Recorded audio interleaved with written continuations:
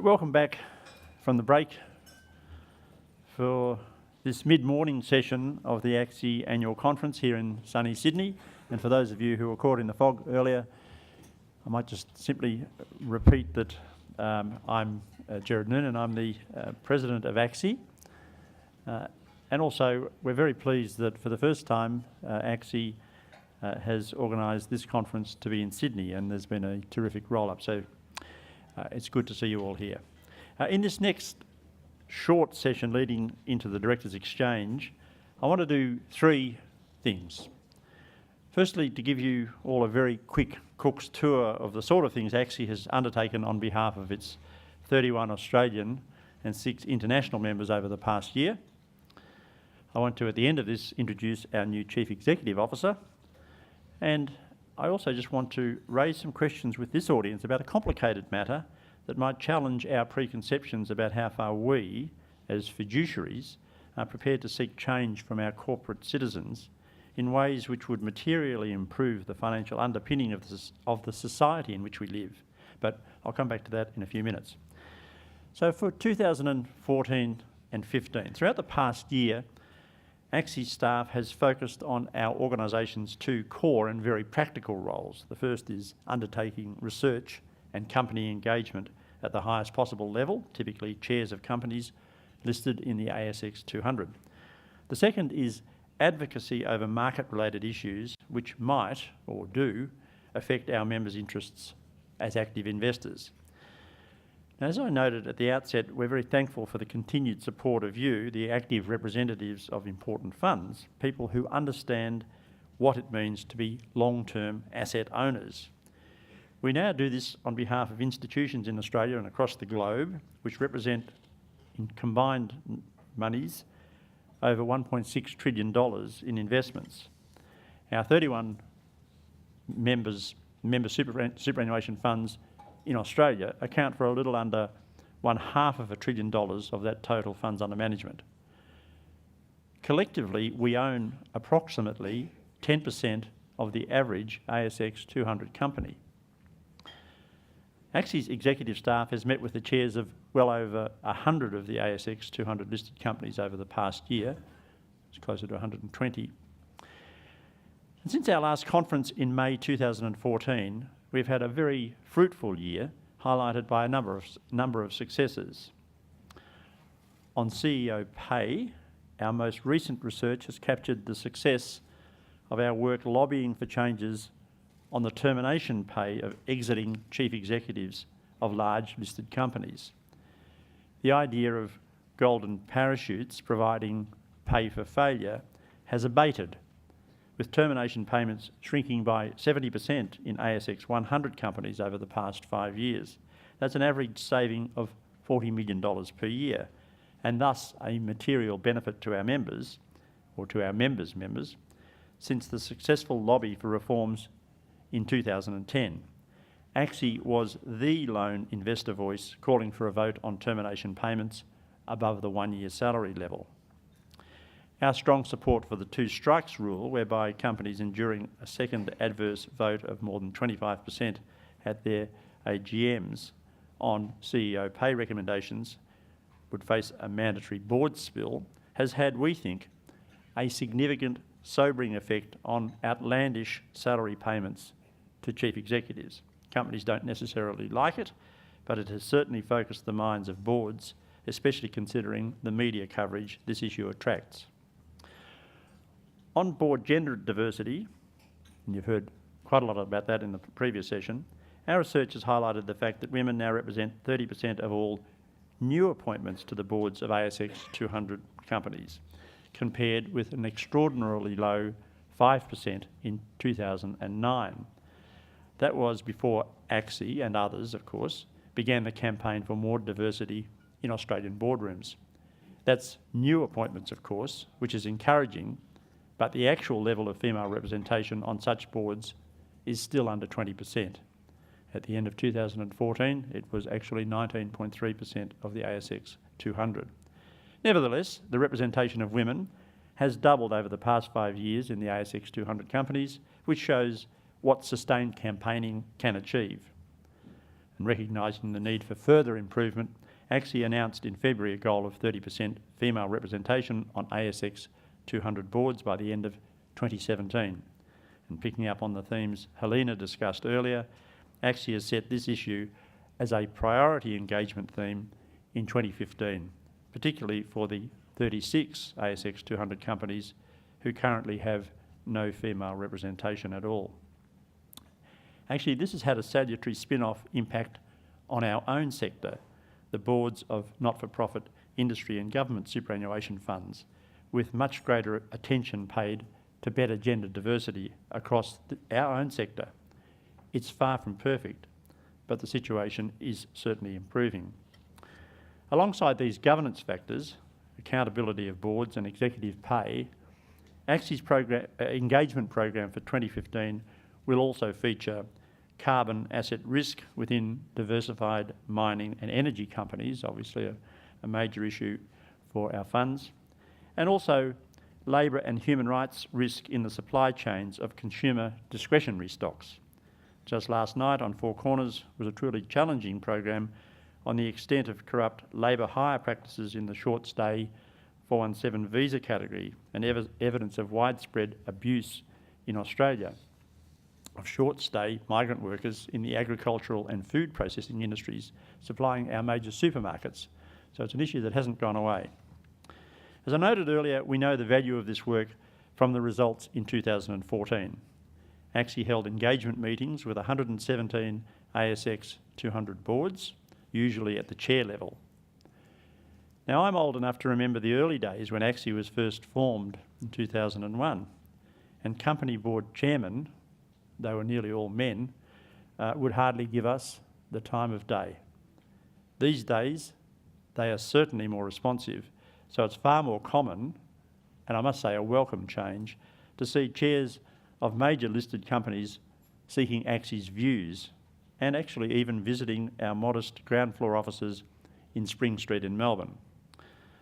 Of our 28 priority companies, we have now seen tangible improvement in almost 80% of the target.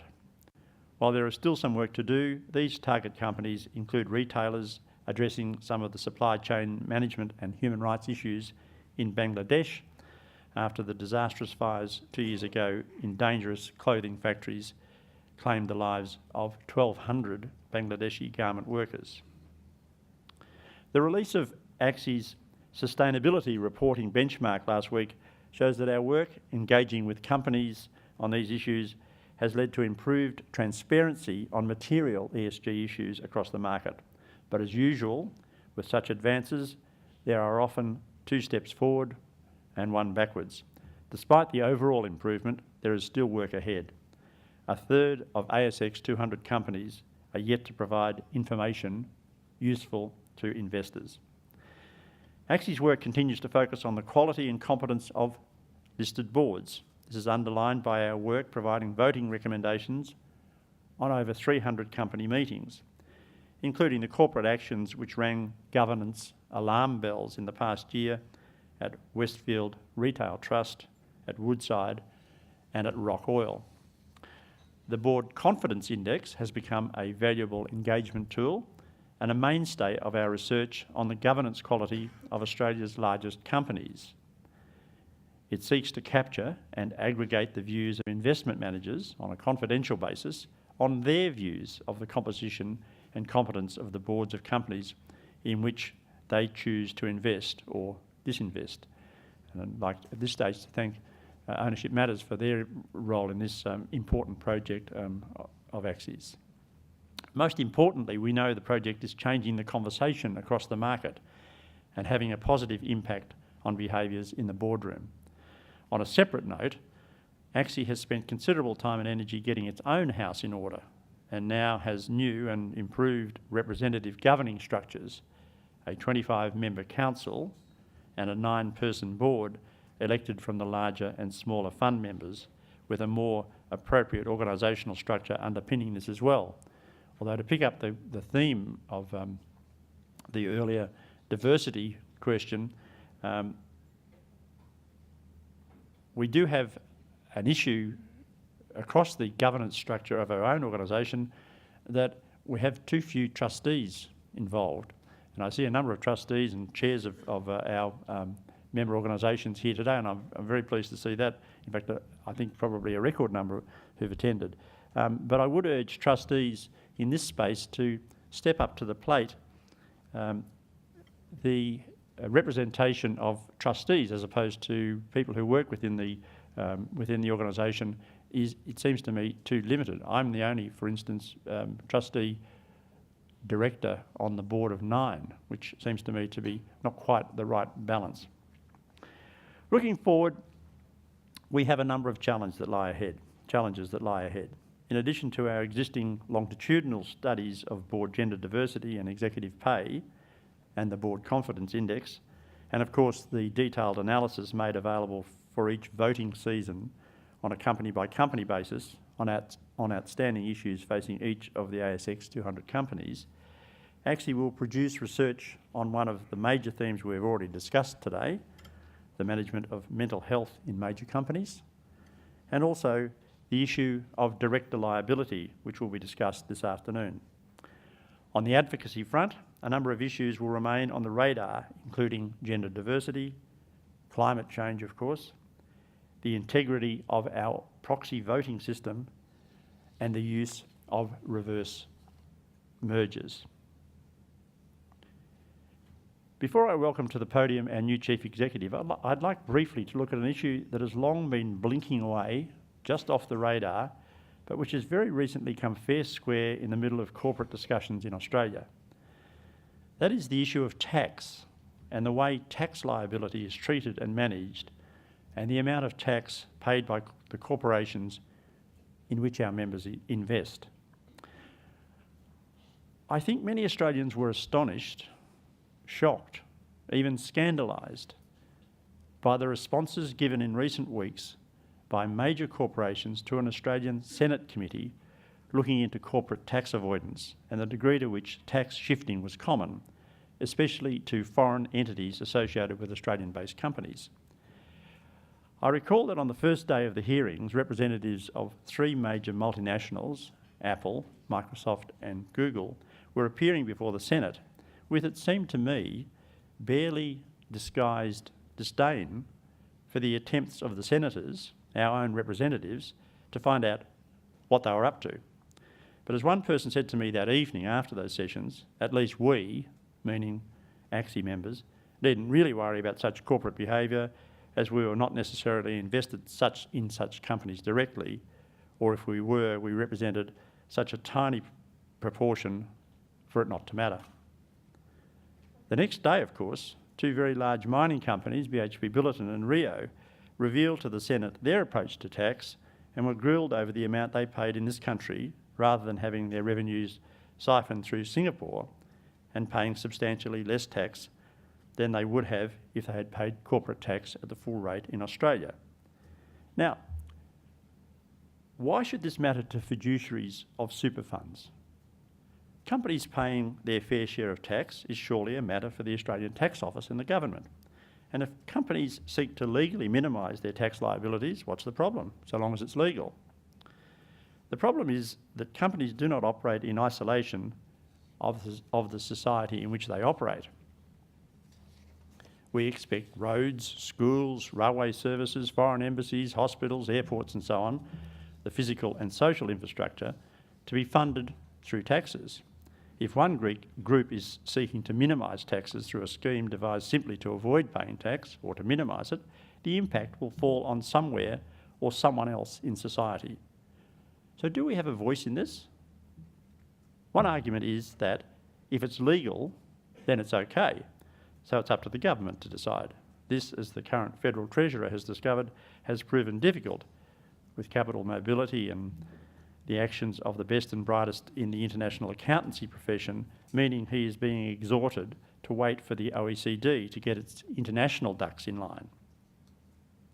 Another argument is that, just like gender diversity on boards, where lack of diversity is, after all, not illegal, fiduciaries like super funds have a role to play in ensuring that the companies in which we invest on behalf of our citizen members display good corporate citizenship. At the very least, Such tax arrangements or schemes, if they come under successful pressure from regulators or legislators to be unravelled, could mean a material change to the profits able to be declared to shareholders. Thus, in risk management terms, a toughening of a regime is potentially likely to affect investment outcomes. I'll leave it to you to guess which argument I tend to favour. I'm not suggesting a solution to this thorny problem, or even suggesting here that it become a matter for engagement with our company chair meetings in the immediate future. But it is certainly an issue that we need to keep on our radar. It's also a demonstration of how we need to remain alert to wider issues if we, as representatives of active investors, are to protect our members' interests. And now to a far more pleasant task, our new Chief Executive Officer. I'm going to ask our new Chief Executive Officer to come forward. You'll be aware that earlier this year, our Scottish-born CEO, Gordon Haggett, indicated to me that he had, regrettably in many ways, to return to Europe for family reasons. Gordon loved the job, but family concerns rightly won out. Yesterday, Gordon sent his best wishes for today's conference, which he was heavily involved in organising. But Europe's gain is an opportunity for ACSI, and I'm delighted to introduce to you our new CEO, Louise Davidson. Louise is well known in Australian and international ESG circles and has until very recently been the manager of ESG at the $30 billion industry fund, CBUS. She has also been instrumental in harnessing millions of dollars in funds for medical research through her chairmanship of the annual Mother's Day Classic. Louise Davidson.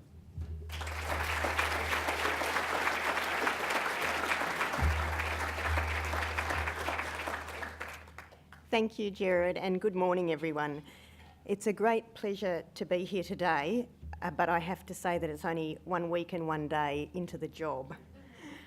I'm very excited to have been appointed as the CEO of ACSI.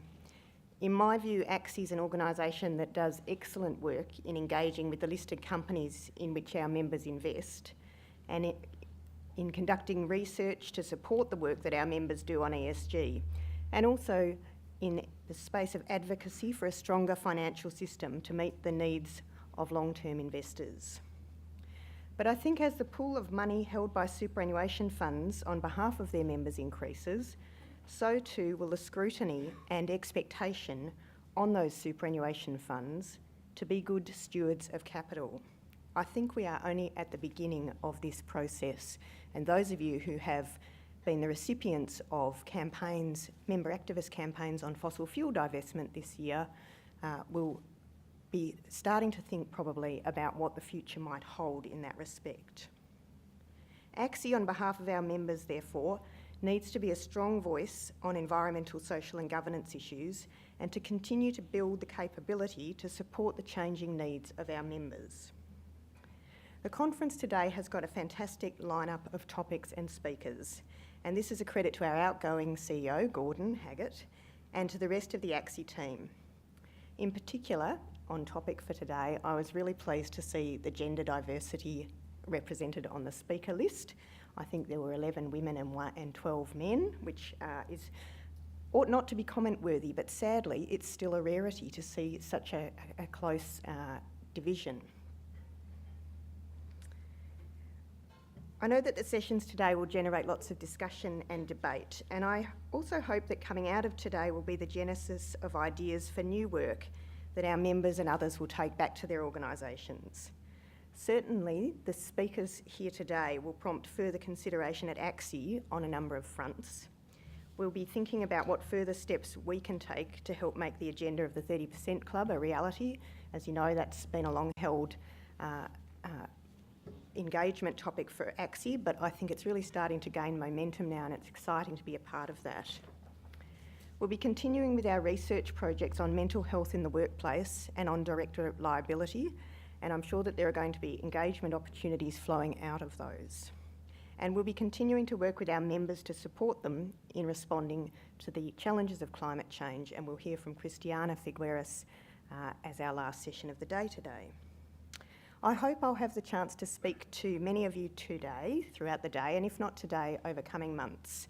I'm really keen to hear from our members and from their stakeholders and from the wider industry about how you see the priorities for the next couple of years.